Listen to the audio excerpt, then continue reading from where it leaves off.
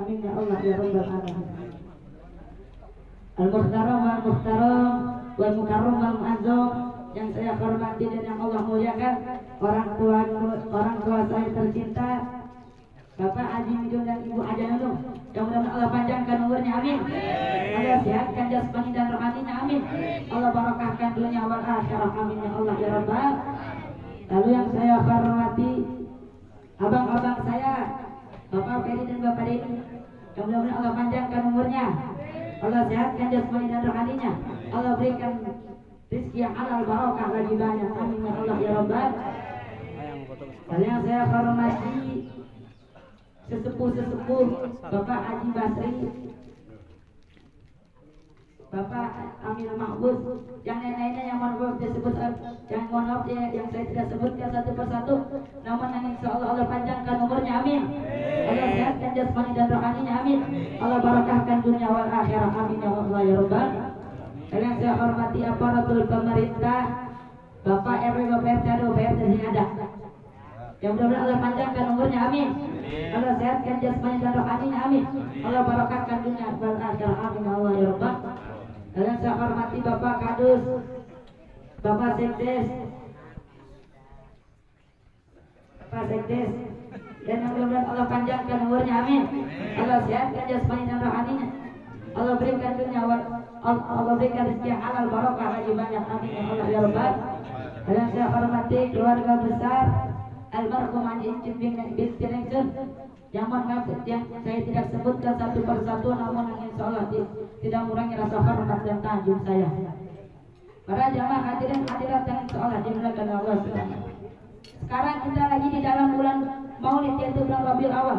Bulan ini sangat mulia sebab ada peristiwa yang sangat istimewa, betul?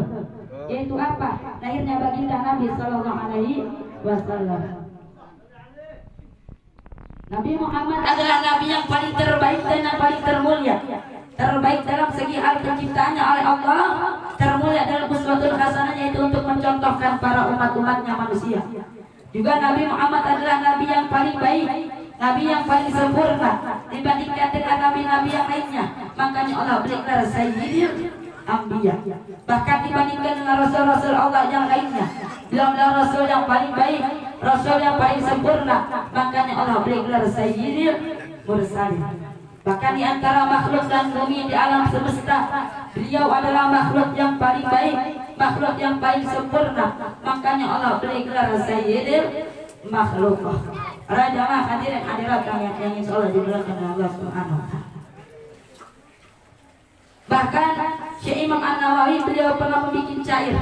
Kata beliau, lam yantalim qatuta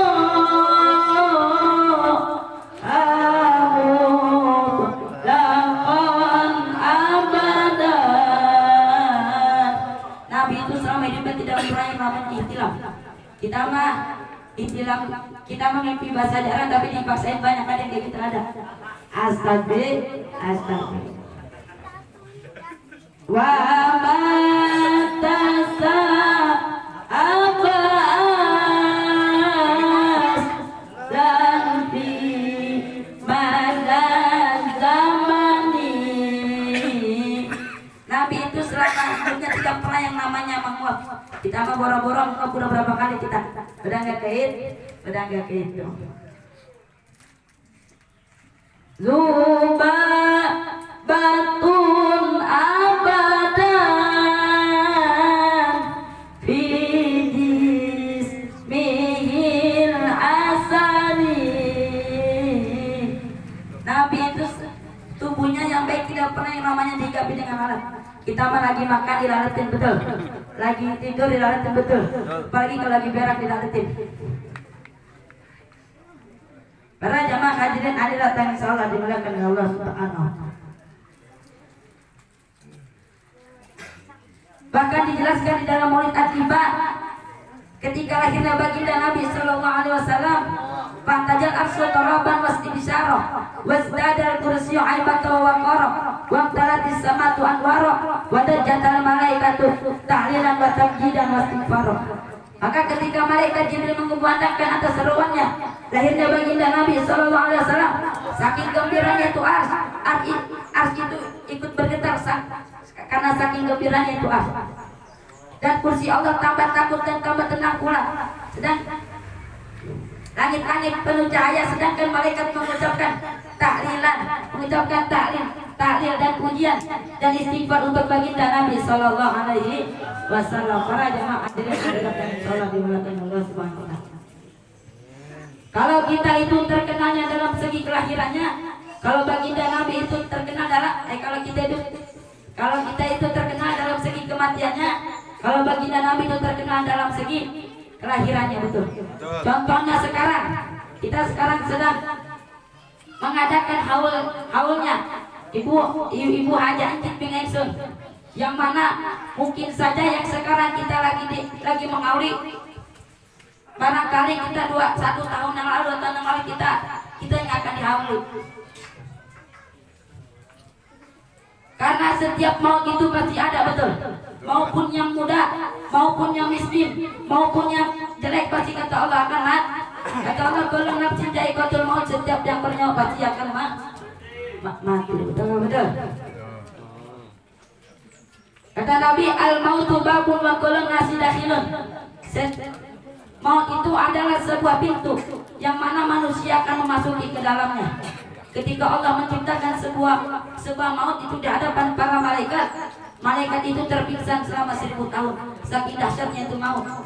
Ketika maut diberikan kepada malaikat Israel, kata malaikat Israel, ya Allah, saya tidak kuat untuk membawa ini maut, tapi Allah memberikan kendali untuk malaikat maut untuk membawa itu si maut. Para jamaah hadirin hadirat yang sholat dimuliakan Allah Subhanahu Wa Taala.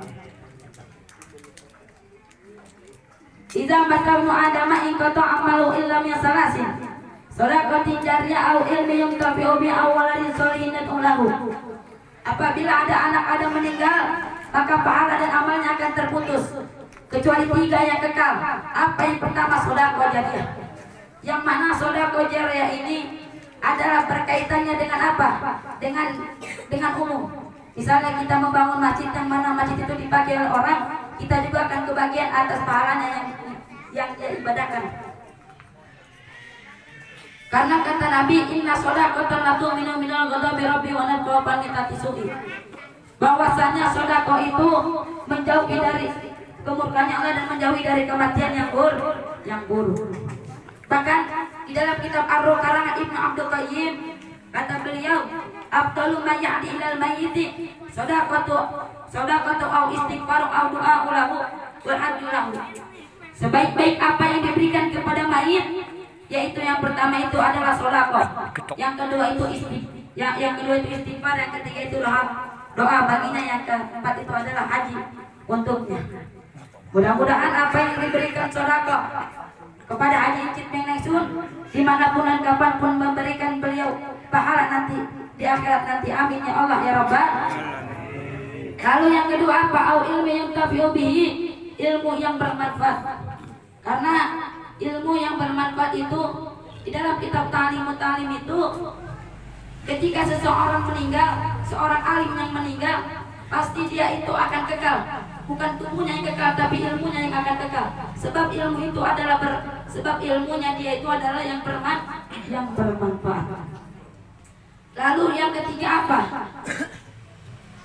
Awalani sholihin ulahu, anak yang soleh dan selalu mendoakan kedua orang tuanya. Ini mumpung lagi banyak anaknya ingin doain, ziarahin. Betul. Sebab anak yang berziarah kepada makam kedua orang tuanya itu, kata baginda Nabi, man zara qabra walidayhi aw ahadima faqra'anya aja ada 83 Bu. Apalagi hurufnya yang susah terhitung. Bahkan di dalam kitab Ucahan Sunnah wal Jamaah itu keutamaan dalam ziarah kubur itu ada 5. Yang pertama itu lihat aji, untuk menjadikan pelajaran bagi kita. Karena setiap kita berziarah kubur, bahwasanya kita juga sama seperti dia akan masuk ke yang lahap. Yang kedua itu adalah wa tazakkuril akhirah, untuk mengingat akhirat. Sebab yang berziarah kubur juga, kita juga harus mengingat akhirat. Kita juga sama seperti dia.